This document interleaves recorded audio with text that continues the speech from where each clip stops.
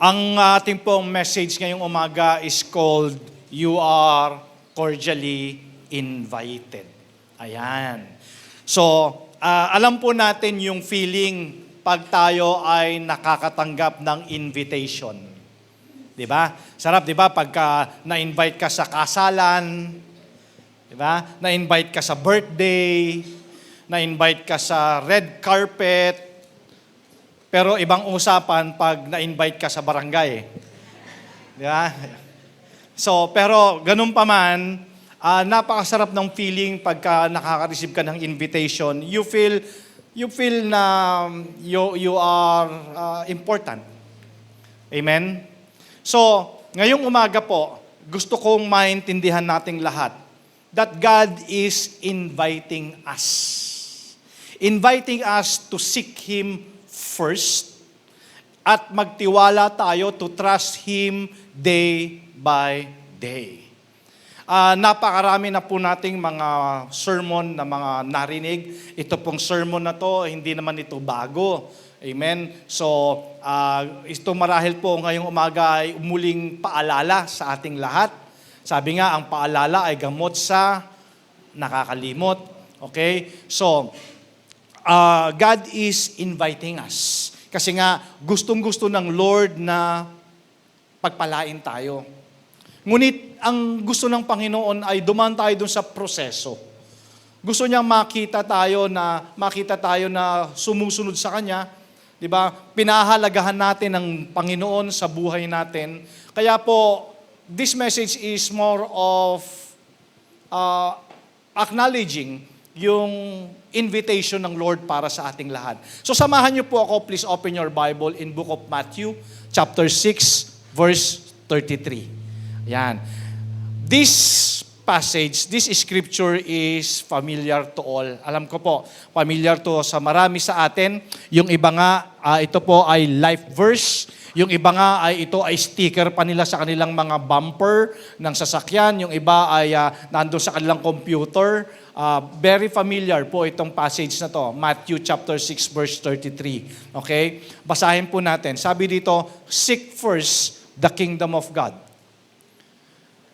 and His righteousness, and all these things will be given to you as well. Okay. Again, church, God is inviting us to seek Him first.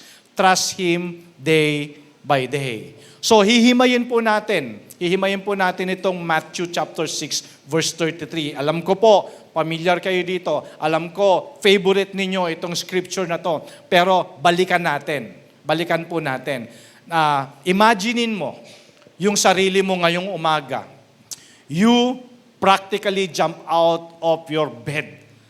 Kaninang umaga, bigla kang napatayo sa iyong higaan. Okay. Naalala mo, ang dami mo palang gagawin. Meron bang ganun kaninang umaga? Yung ang dami mo palang gagawin.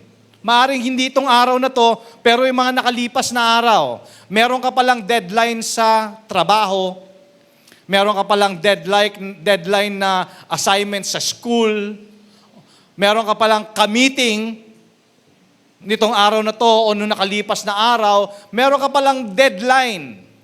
Okay? So, tapos, tiningnan mo yung to-do list. Sino dito yung ganon? Yung gumagawa siya ng mga to-do list sa buong araw.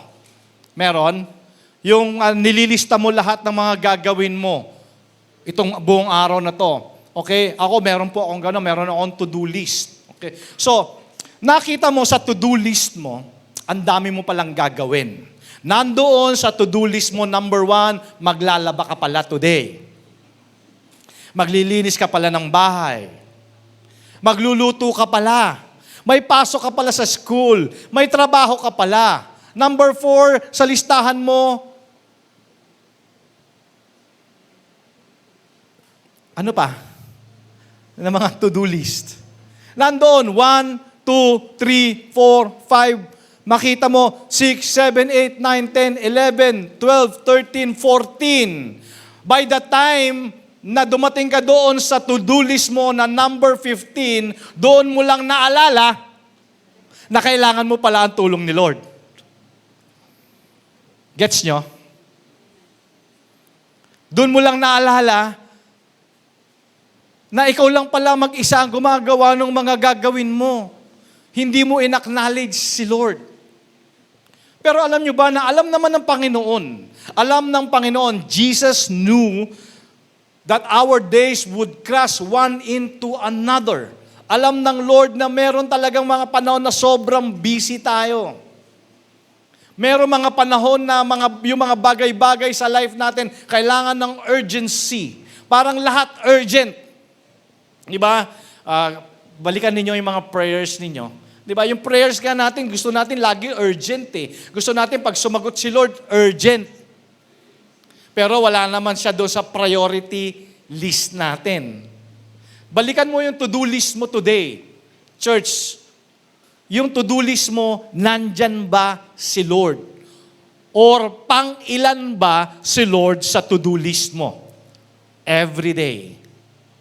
So in Matthew chapter 6 verse 33, Jesus invites us to seek God first. Okay? So makikita nyo po, itong passage na to, Matthew 6:33, actually, it's a command. It's a command. Pero gusto kong makita nyo kung ano pa ang meron dito sa scripture na to. Reading again, this very basic and familiar scripture, seek first God's kingdom and His righteousness, and all these things will be given to you as well. Okay, again, I know it's basic.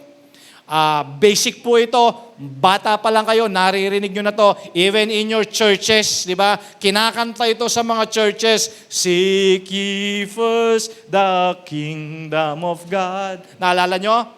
Ba? So, it's very basic, church. So, narinig nyo na rin po lots of sermon about this passage. Pero this time, I want you to see this passage not on a different perspective kasi tama yung pananaw ninyo, tama yung pagkakaintindi ninyo. Pero ngayong umaga, gusto ko na makita ninyo itong scripture na to bilang additional perspective. Okay, pag sinabi nating additional perspective, alam mo naman itong passage na to kung anong ibig sabihin nito. Pero alam mo ba na ito ay isang imbitasyon? Invitation, because God wants to bless us. God wants to bless you. God wants to prosper you. Kaya ito po ay isang imbitasyon. Nga lang, sabi nga natin, alam ni Jesus na darating talaga ang panahon na ang tao talaga ay sobrang busy. Alam ni Jesus na sobra kang busy. Okay. Alam niya na isang araw, yung schedule mo ay ma-overwhelm ka doon sa schedule mo, hindi mo alam kung anong gagawin mo. Okay. Dahil doon sa mga ganong kalagayan, alam mo ba na dadating din yung panahon na ikaw ay mag-aalala? Sino dito yung hindi nag-aalala? Meron ba? Lahat tayo merong mga worries. Amen. Meron tayong mga concerns. Kaya, samahan niyo po ako, basahin natin. Ano bang sinasabi ng Bible about worries? In Matthew chapter 6, verse 25 to 32. Sabi dito, therefore, I tell you. Okay, do not worry about your life. Hindi ka makatulog, di ba? Hindi ka makakain, sobra yung pagwo-worry mo, di ba? Iba-iba lang po tayo ng siguro ng mga alalahanin, pero it boils down doon sa pag-aalala pa din. Kaya sabi ng Bible, do not worry about your life, what you will eat or drink, di ba? Marahil siguro iniisip mo, ano kayang kakainin namin mamaya, di ba? Or about your body, ano na ba nangyayari sa akin? Bakit ako nagkakaganito? What you will wear. Is not life more than food and body more than clothes? Totoo naman, di ba? Talaga namang mas importante yung buhay natin kesa doon sa mga pinag-aalala natin. Ito gusto kong makita natin, mga kapatid. Sabi natin kanina, these verses in the Bible is so familiar. Pero ito ang highlight na gusto kong makita nyo today. In verse 26, look at the birds of the air. Siguro naman, lahat tayo nakakita na ng ibon.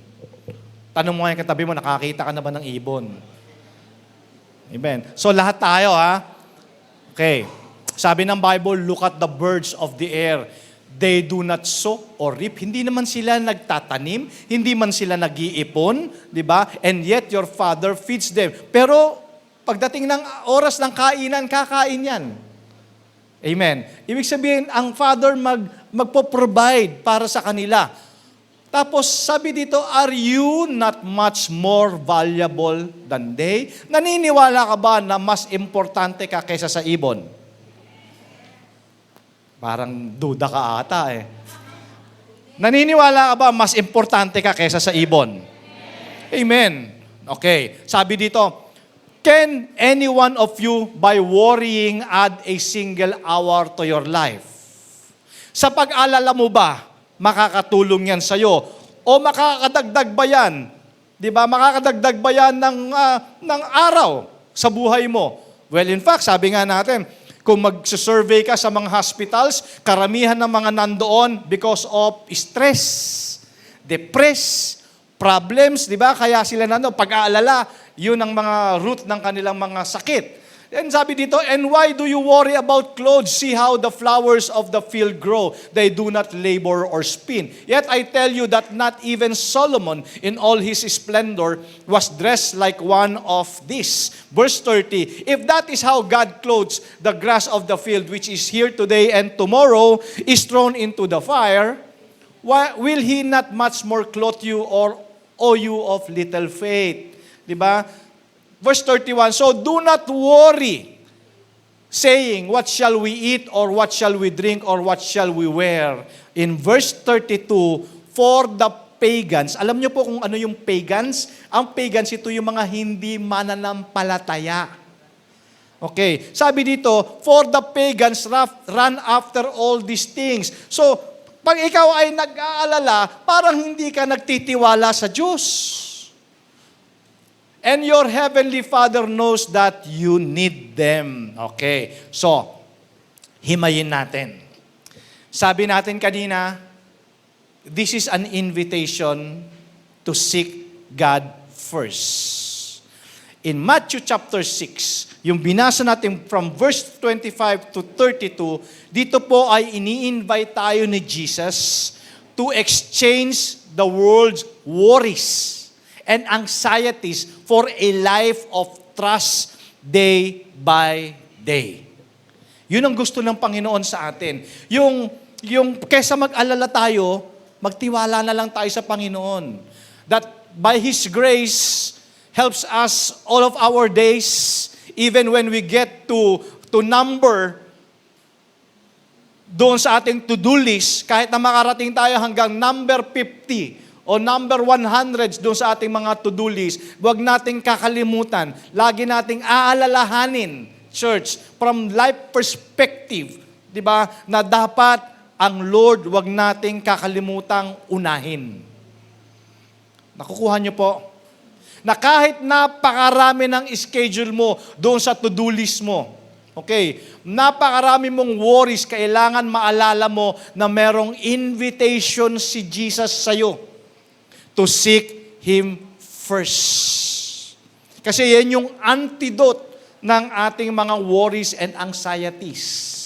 Okay? So, kaya sabi doon sa Matthew 6:33, seek Him first. Okay? It's a command, church. That's point number 1. And point number 2, an invitation to the kingdom of God. Seek Him first and His kingdom. Okay. Alam nyo, pag binasa mo ang Bible, the kingdom of God is synonymous with the kingdom of heaven. Okay. So ang idea dito, the kingdom of God takes on various meaning in different passages na babasahin mo. Okay. So, broadly speaking, pag sinabi natin kingdom, the kingdom of God is the rule of an eternal sovereign God over all the universe. Ibig sabihin, siya talaga yung ruler. Okay. Doon sa kingdom na pinag-uusapan natin. Okay. So, more narrowly, the kingdom of God is a spiritual rule naman over the hearts and lives of those who willingly submit to God's authority. Ibig sabihin, yun yung kingdom ng Lord naman sa life natin, siya naman yung magro-rule naman sa buhay natin. Okay?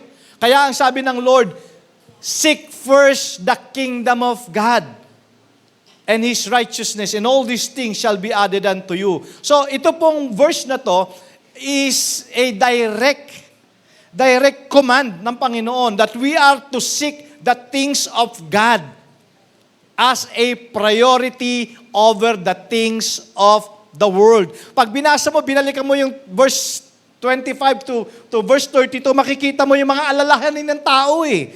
Basic, no? Well, totoo yun. Lahat naman tayo, dumadating tayo doon sa point, nag-aalala tayo doon sa mga pangangailangan natin.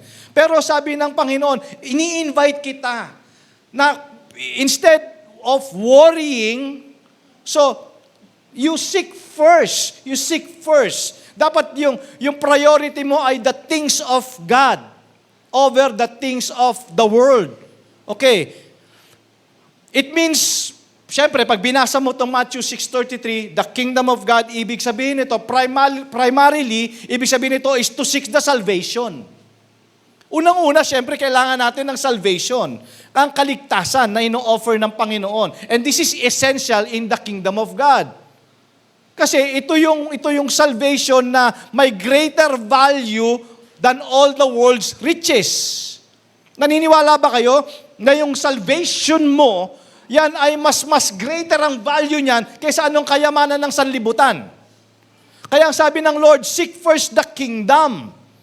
Okay? Unahin mo muna yung mga bagay, maging priority mo muna yung things of God, especially the kingdom. Ibig sabihin, the salvation of your soul. Kasi the salvation is more greater or has a greater value than the world riches. Tingnan natin, patunayan natin. Sabi ng John chapter 3 verse 3, very truly I tell you, no one can see the kingdom of God unless they are born again. So, pag nabasa natin sa Bible, itong John chapter 3 verse 3, the word born again, actually nung wala pa tayo kay Lord, pinagtatawanan natin to. Di ba? Sabi natin, burn again. Diba? So hindi naman po ito, hindi naman religion itong born again. Ito is yung salvation na ino-offer ni Jesus. Amen? Sabi ng Panginoon, hindi ka makakakita, hindi mo makikita, hindi mo mararating ang kaharian unless na ikaw ay makakilala at tanggapin yung kaligtasan na ino-offer ng Lord. Okay? Kaya sabi natin, because it has a greater value, yung salvation, yung ng kingdom na ino-offer ni Jesus, sabi ng Mark 8:36, for what will it profit a man if he gains the whole world and loses his own soul? So, ibig sabihin nito, ano ngayon? Kung makamtan mo ang kayamanan ng buong sanlibutan, pero mapapahamak naman yung kaluluwa mo. Di ba? Ano ngayon kung ikaw na ang pinakamayaman sa buong mundo, nasa iyo na lahat ng kayamanan, pero pagkatapos ng buhay na to, mapapahamak ka naman doon sa impyerno. So kaya sinasabi natin, yung salvation, greater value, priceless. Kaya ang Lord talaga, nag-i-invite siya na unahin mo muna the things of God. Okay? Unahin mo muna primarily yung salvation mo. Ang sabi ng Bible. So, ibig sabihin ba nito, Pastor, ay ine-neglect ko na yung mga daily duties ko to sustain my life? Well, hindi po ganoon. Hindi na sinasabi ko na pabayaan nyo na yung mga gawain ninyo. Hindi ko sinasabi na i-abandon mo na yung trabaho mo. Hindi ko po sinasabing ganoon. Ang sinasabi ko po, sa ating kasing mga mananampalataya, dapat meron na tayong ibang attitude toward doon sa mga needs natin. Okay? Dapat meron tayong ibang attitude how to sustain and meeting our lives or meeting our needs. We are to make God our priority.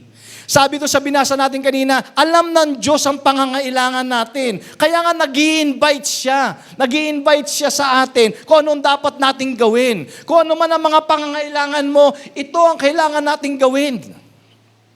We need to make God priority sa life natin, especially yung ating salvation. especially yung ating relationship sa Panginoon. If we take care of God's business as a priority, seeking His salvation, living in obedience to Him, and sharing the good news of the kingdom with others, then He will take care of our business as He promised. So kung ganon, meron pangako ang Panginoon sa atin, sabi nga, Pastor, is it okay to expect from God? Well, of course. Meron talagang attitude of expectancy. Di ba, pwede kang mag-expect kay Lord kasi siya naman yung nag-promise eh. Amen? Ang promise ng Lord, sige, pag inuna mo ako bahala sa'yo. Amen? Ganun lang kasimple yun. Sabi mo sa katabi mo, si Lord ang bahala sa'yo. Amen? So if that's the promise, bakit kailangan mag-alala? Alam mo bakit ka nag-aalala? Baka hindi mo inuuna si Lord. Kasi kung may promise si Lord eh. Sabi niya, if you seek Him first and His kingdom, all these things shall be added unto you. Pero paano ba natin malalaman talaga kung nagsisik tayo ng God's kingdom first? Okay, so ang question naman kailangan itanong natin sa sarili natin, saan ko ba ini-spend primarily yung aking mga energies, yung aking lakas? Saan ba nauubos? Well, Pastor, sa kaka-TikTok. Naubos ang lakas sa kung ano-anong pinagagawa. Sabi ko nga sa inyo kanina, di ba? Pag tiningnan mo yung to-do list mo, ang dami mo palang gagawin. Number 1, 2, 3, 4, 5, 6, 7, 8, 9, 10, 11, 12, 13, 14. Bago ka makarating sa 15, doon mo lang naalala, kailangan mo pala tulong ni Lord. Amen. So, paano mo malalaman kung nagsisik ka ng kingdom ni Lord? Saan mo ini-spend yung energy mo? Or, yung time mo, saan mo ini-spend? More on. Yung resources mo, saan mo ini-spend? Alam niyo po, dapat tayong mga believers, matutunan natin to put God first. If we put God first, church, doing this principle, may promise ang Panginoon. And all these things will be given to you as well. Ibig sabihin nito, si Lord ang bahala sa iyo.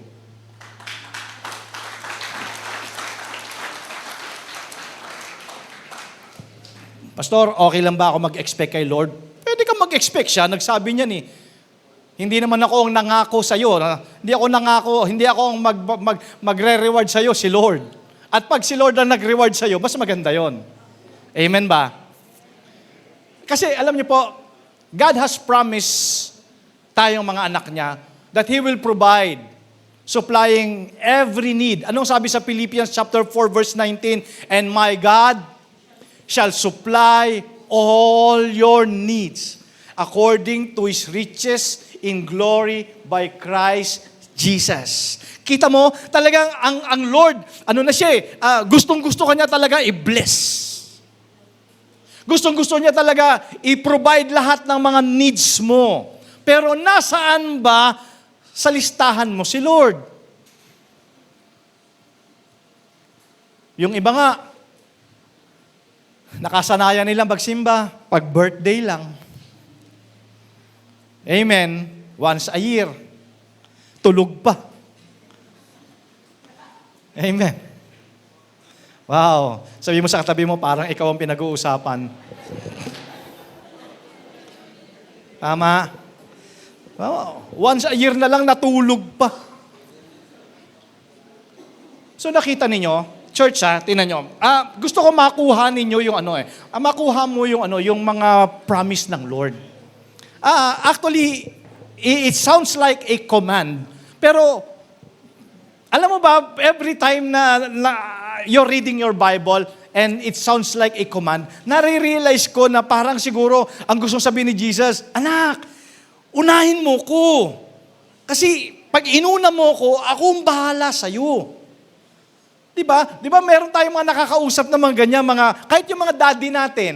Di ba? Kahit yung mga mommies natin, yung mga parents natin, di ba? Sige anak, basta pag ginawa mo yan, ako bahala sa'yo. Tama, di ba? Parang, paano kung si Lord ang nagsabi na siya ang bahala sa'yo? Mas maganda yon. Okay, so that's point number 1 and point number 2. Seek Him first and seek His kingdom. Ito ang maganda. Point number 3. An invitation to seek His righteousness. Alam mo, ibig sabihin itong righteousness? Kasi hindi po pwede na nag-seek ka sa Kanya, tapos yung salvation na ino-offer niya ay na-receive mo, imposible na hindi mo i-seek yung righteousness niya. Alam mo kung ano itong righteousness niya? Ito yung God's standard. Meron kasing standard talaga si Lord, church. Kaya,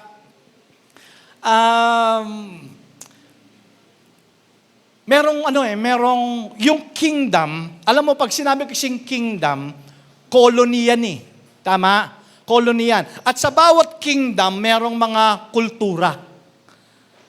Church listen carefully So, sinabi doon, seek first the kingdom and His righteousness. Magkasama yon. Okay. So, pag nandoon ka sa kingdom, okay, merong kultura doon, yung righteousness. Okay. Ang righteousness, ang ibig sabihin nito, yung righteous living. Hindi ibig sabihin na perfect living. Kasi wala namang perfecto sa atin. Okay? Pero, siyempre, meron tayong tinatawag na righteous living, holy living. Magkaiba yon. Okay? Pag sinabi nating holy, hindi nangangahulugan na hindi ka makabasag pinggan. Pag sinabi nating holy, ibig sabihin, you're setting yourself apart. Ibig sabihin, nung nasik mo na ang kingdom, yung salvation ng Lord, nag-iba ka na. Diba? Then you're trying to set yourself apart. Diba? Hinihiwalay mo na yung sarili mo doon sa mga bagay na hindi kalooban ng Diyos para sa'yo. Amen ba yun? Nakukuha nyo? Pakinggan nyo mabuti po So ito yung righteousness na tinatawag ng Bible. So, yung hindi siya perfect living, but holy living. Holy living siya. Ibig sabihin, tinatry nating mabuti na i-set apart yung sarili natin sa mga bagay na hindi gusto ng Lord para sa atin. Siniset apart natin yung sarili natin doon sa mga lugar na hindi para sa atin. Ang gigets nyo? Yung mga gawain na hindi para sa anak ng Diyos. Ang tawag dyan, galawang Kristiyano. Amen? Galawang Kristiyano. So, ito po, ang deeper spiritual meaning nitong righteousness is the quality of being right in the eyes of God. Again, church, I'm not saying perfect living. Kasi, sabi nga po sa inyo, wala naman perfect sa atin dito. Lahat tayo talaga, vulnerable tayo to commit mistakes. Okay? So, pero at least, di ba, yung quality of being right in the eyes of God, including yung character natin. Including yung attitude natin. Including yung actions and words natin. Ang sabi ng Bible, if anyone is in Christ, he is a new creation. Bago ka nang nilalang, nung tinanggap mo, nag-seek ka nung kingdom, yung salvation, patay na yung dating ikaw. Do you agree? Nako, kukunti na nag-amen. Patay na yung dating ikaw. Bago ka nang nilalang. Amen. Do you agree? Amen. Tingnan mo yung katabi mo. Tingnan mo yung katabi mo. Sabihin mo sa kanya, mamatay ka na. Mamatay ka na sa dati mong pagkatao. Tama? Tama ba? Kasi patay na yung dating ikaw. Patay na yung dating chismoso. Patay na yung dating chismosa. Patay na yung dating mainitin ng ulo. Patay na yun. Bago ka nang nilalang. Amen. Hello? Bago ka na. Kaya kita mo, unti-unti ka nang nagbabago. Ang sabi ng mga kaibigan mo, parang ang laki ng pinagbago mo. Alam mo ba yung mga in-invite mo dito sa church? Hindi sasama sa'yo yan dito kung walang nakitang pagbabago sa'yo yan. Tama? Kasi ano sila parang curious sila, anong nangyari dito? Dating malakas uminom, di ba? Dating mabisyo, dating babaero, dating lalakero. Pero ngayon, grabe, ibang-iba na. Ang tawag dyan, Christ-likeness. Amen? Amen? Kasi, kaya ka nasa church, hindi mo naman ito maririnig sa sabungan. Sa church mo maririnig to. Kaya ka nandirito. Amen? Kaya sabi natin, yung quality of being right in the eyes of God, God is inviting us to seek Him first. Ang priority natin is the things of God. Tapos essential doon yung kingdom, the salvation na ino-offer ng Panginoon. And then, syempre, pag na-receive mo yung salvation, here comes the righteous living, yung righteousness. Amen? Nagbabago yung character, nagbabago yung attitude, nagbabago yung action, pati yung words. Tama? Yung dating palamura, patay na yun. Tama? Ang lumalabas na sa bibig mo ngayon, puro salita na ng Diyos. Tama ba ako? Amen? Di ba parang, yung mapapamura ka pa lang naisip mo, John 3:16. Uy, nawala, hindi natuloy. Amen. Pero hindi ikaw yun. Yun yung power ng Holy Spirit na nasa iyo. Amen? So doon sa kingdom, okay, meron dong righteousness. Sa colony, sa kingdom, merong kultura. Okay, may culture. Do merong bad culture, merong good culture. Pag sinabi mong culture, pansinin nyo kunyari nag-travel ka sa ibang bansa. Let's say for example, for example's sake, pag nasa Dubai ka, ang Dubai kasi is a British colony. Okay? So, mapapansin mo, doon, imbis na intersection, roundabout. Pag nasa Great Britain ka o nasa UK ka, makikita mo doon, mga roundabouts. Okay. So, pag pumunta ka sa Dubai, para ka na rin nasa UK, kasi yun ang kultura. Okay. Yun yung batas. Pati spelling nila iba. Diba? Pag nasa UK ka, pati spelling nila, yung kunyari yung tire, TY yon, hindi TI. So, pag sinabi natin nandun ka sa kultura na yon, nandun ka sa kingdom na yon, susunod ka.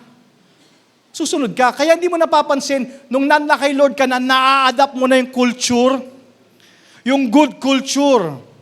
Amen? Kaya yung dati mong ginagawa, inaayawan mo na yun, yung mga pangit, yung mga masasamang ginagawa mo, inaayawan mo na yun. Tama?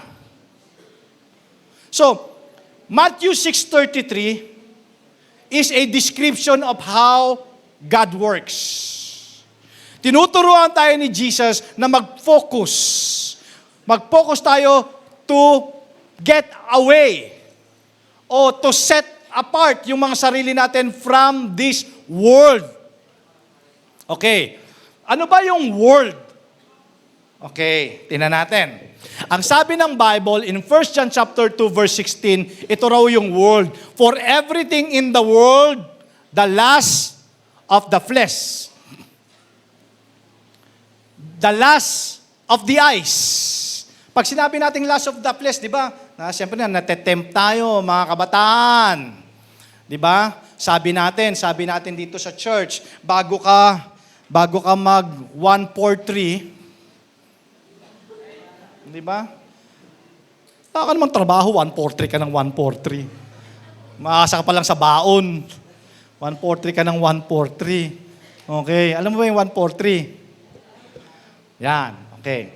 So ngayon, mag-aaral ka muna. Si Jesus muna yung girlfriend o boyfriend mo. Siya muna, okay. Pero kasi, yan kasi lust of the flesh, di ba? Sabi natin, di ba, pag ikaw nag-date, dalawa lang kayo, delikado. Kaya magsasama ka ng chaperon. Yan. Pag ang paalam ay alabang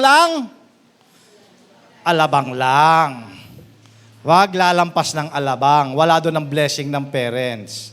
Okay, sabi ng Bible, for everything in the world, the lust of the flesh, the lust of the eyes, and the pride of life comes not from the Father, but from the world. So, ibig sabihin, sabi sa Tagalog, ang lahat ng nasa sanlibutan, ang pagnanasa ng laman, ang pagnanasa ng mata, at ang pagmamalaki sa buhay na ito ay hindi nagmumula sa Ama, kundi sa sanlibutan. Yun daw yung world. Okay. Pero alam niyo ba na meron ako napanood? Ito po ay isang preaching ni Pastor Vlad. I don't know if you know him. Si Pastor Vlad kasi, yan ay disciple ni Pastor Cesar ng G12. Okay. Now, meron ako napanood sa kanya, yung 3 main secrets, paano daw madidefeat yung 3 main enemies. Ano na pag-usapan natin kanina? What is the world? The lust of the flesh, the lust of the eyes, and the pride of life. Okay. Now, sabi, para daw ma-defeat natin ito, kailangan prayerful tayo. Kailangan marunong tayo mag-fast at marunong tayo mag-give. Bakit? Kasi meron daw tayong 3 main enemies. The pride, lust, and greed. Ang tawag dyan, the world. Okay. So, prayer cancels pride. Do you agree? Prayer cancels pride. Alam nyo ba na ang totoong dahilan bakit ang tao hindi nagpipray ay hindi dahil siya ay busy. Kaya hindi siya nagpipray kasi siya ay proud. Proud. You know why we pray? We pray because we believe limited tayo. And we need help from God. Kaya pag hindi ka nagpray, ibig sabihin nun, proud ka. So you need to pray. Kaya ang prayer cancels pride.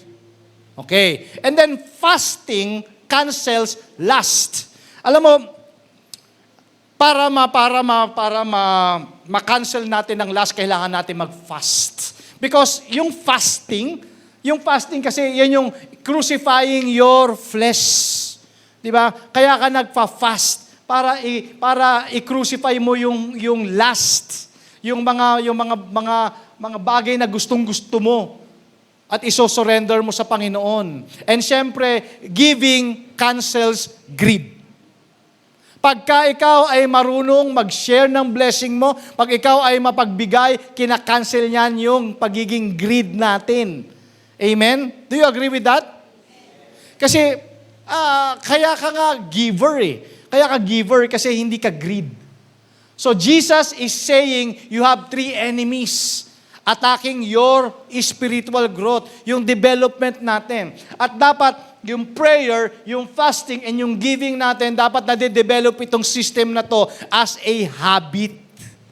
Dapat habit ito, mga kapatid. So, by doing this, siyempre, napiplease natin ang Father. And we defeat the 3 main enemies. Kasi gagawin lahat ni Satan to stop your spiritual growth. At pagka na-stop niya na ang spiritual growth mo, mag-start ka na mag-worry. Okay. So, eto pa. So, pag nabasa mo ang Bible, much of God's kingdom consists of what's unseen. Ito, tinan mo yung kultura sa kingdom ng Panginoon. Ito yung mga nangyayari. Kung babalikan mo yung Matthew chapter 6, basahin nyo na lang po sa mga bahay ninyo mamaya pag uwi. From verse 1, makikita mo yung galawan sa kingdom ng Lord. Ito yung instruction sa atin ng Lord. Sabi dito in Matthew chapter 6 verse 1, be careful not to practice your righteousness. Okay, sabi natin kanina, ano ba yung righteousness? Ito yung being right with God. Diba? Yung quality ng ating character, quality ng ating attitude, quality ng ating words and actions. So be careful not to practice itong mga qualities na to in front of others to be seen by them. Parang nagpabalat kayo lang tayo. Dapat talaga, nabago talaga tayo. Kasi sabi dito, if you do, you will have no reward from your Father in heaven. Kaya, Pangit yung nagbabait-baitan lang. Dapat, mabait ka talaga. Amen? Sabi mo sa tabi mo, mabait ka talaga. Amen? Kasi sabi dito otherwise, nakuha mo na yung reward mo in heaven. Kasi pinalakpakan ka na ng tao. Ang sabi nila, ang bait-bait mo. Sana kunin ka na ni Lord. Amen? Kasi alam niyo po, nung panahon ni Jesus, ganito yung mga Parisees, yung mga Pariseyo. Di ba? Sila po ay nagbabalat kayo para lang makita ng ibang tao. So, kita nyo sabi ng Lord, sa kingdom ng Panginoon, hindi dapat ganon. Next is, in verse 1 to 4, sabi dito naman, so when you give to the needy, do not announce it with trumpets.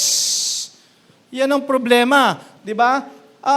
Kaya pag ikaw ay tumulong, wag mo nang i-broadcast.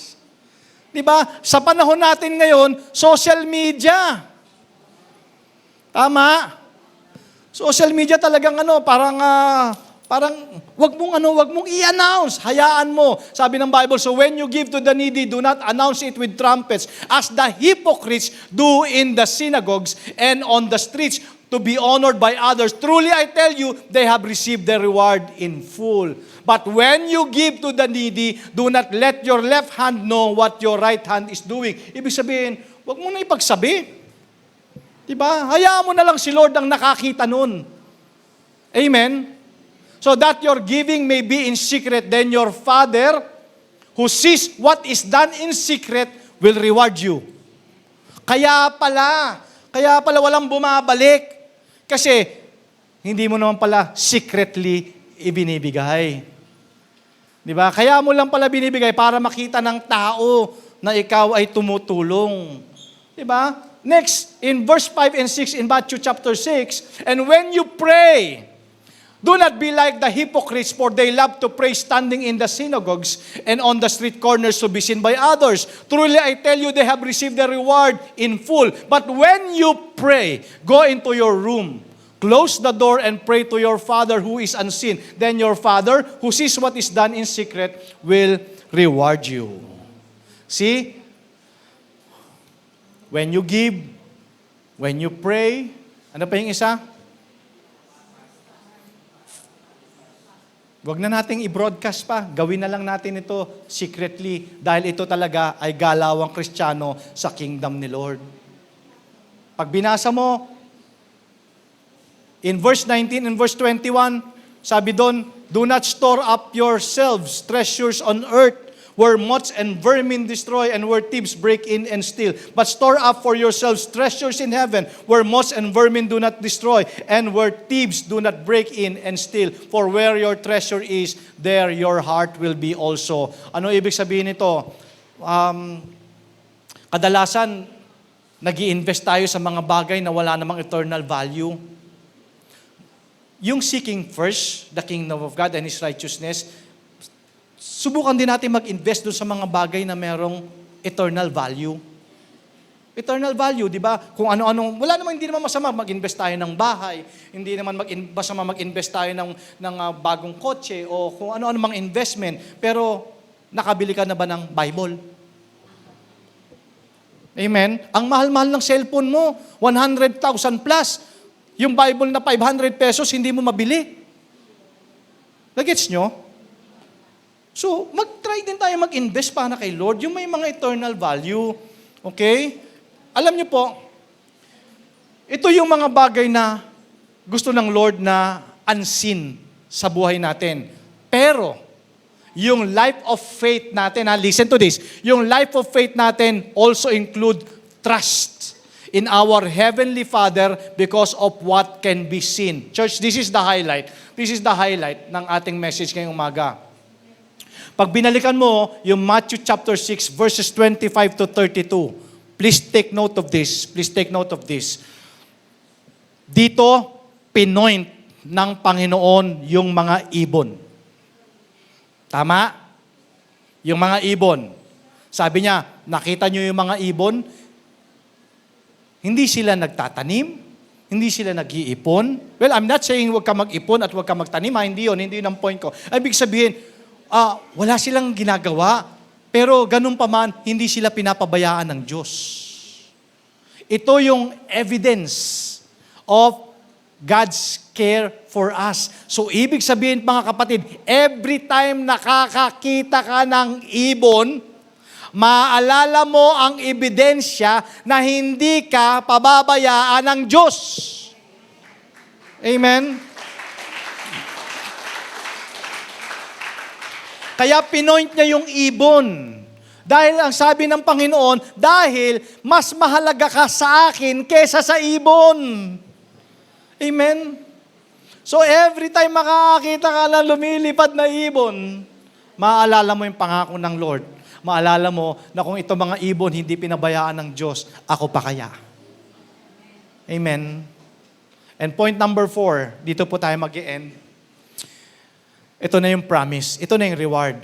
If you seek Him first, you put God or you make Him your priority sa mga to-do list mo. And you seek His kingdom. Siyempre, essential siyempre yung sa kingdom yung salvation. Salvation. And siyempre, yung fruit ng ating salvation is yung righteousness. Bantayan natin yung ating testimony, yung life natin, yung ating character, yung attitude natin, yung actions natin, yung words natin. Kasi nga, bago ka nang nilalang. Amen? At sabi dito, pag ginawa mo yan, all these things shall be added unto you. Kapag priority mo si Lord ang bahala sa'yo.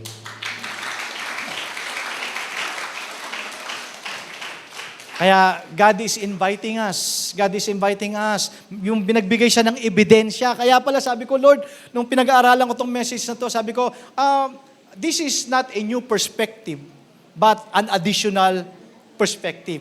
It's an invitation. Kaya siya nagbigay ng ebidensya. Ayan, tingnan nyo yung mga ibon. Tingnan nyo yung mga water lily. Diba? Habang nakikita mo yan, yan ang ebidensya na hindi ako magpapabaya sa'yo. Amen? Kasi minsan nagda-doubt tayo sa mga sa provision ng Panginoon, nagda-doubt tayo sa kay Lord basically. Alam niyo ba si Thomas, doubting Thomas, nung nag-doubt siya, sabi niya, well, maniniwala lang ako unless makakita ko ng ebidensya. Anong ginawa ni Jesus? Nagpakita siya ng ebidensya. Di ba? Pinakita niya yung side niya, pinakita niya yung kanyang palad. Church, mga sir, mga ma'am, ang dami mong pwedeng ipasalamat sa Panginoon. Marami namang ding pinatunayan at binigay na ebidensya ang Lord sa life natin. Diba? Ang dami mong wag mong hanapin yung wala. Amen? Ang dami mong pwedeng pagpasalamat. Your hard job. Yung trabahong meron ka ngayon, pangarap yan ng mga unemployed. Reklamo ka ng reklamo, bukas trabaho na naman. Ano ba yan? Diba? Trabaho na naman. Magpasalamat ka, may trabaho ka. Kasi yan ang pangarap ng mga nakapila doon sa POEA, naghahanap ng trabaho. Yung maliit mong tahanan, ipagpasalamat mo yan kasi pangarap yan ng mga homeless. Yung smile mo, kahit may problema ka, tingnan mo ang katabi mo, naka-smile. Yan ay pangarap ng mga depressed. Yung anak mong makulit na ang cute-cute, pasalamat mo kay Lord, pangarap yan ng mga infertile. Yung kokonting pera na meron ka ngayon, pangarap yan ng mga may utang. Kaya church, thank God for whatever your situation. Amen. Next time, dalawin ka ng mga worries. Isipin mo, may invitation si Lord sa'yo. Amen. Ang sabi ng Lord, do not worry, anak. Basta, ganito lang gawin mo. Put God first. yung relationship natin, and then, syempre, yung obedience, importante, ako ang bahala sa iyo. All these things shall be added unto you. Amen? Mga pangangailangan mo. Praise God. May natutunan po ba tayo? So, balikan ninyo yung inyong mga to-do list. Ang question ko, doon sa listahan mo, nandun ba si Lord? Opo, Pastor, nandun si Lord. My next question is, pang-ilan? Pastor, number 1. Amen? Number 1 si Lord. Amen? Amen? Sabi ng Lord, kung ganon, ako bahala sa iyo.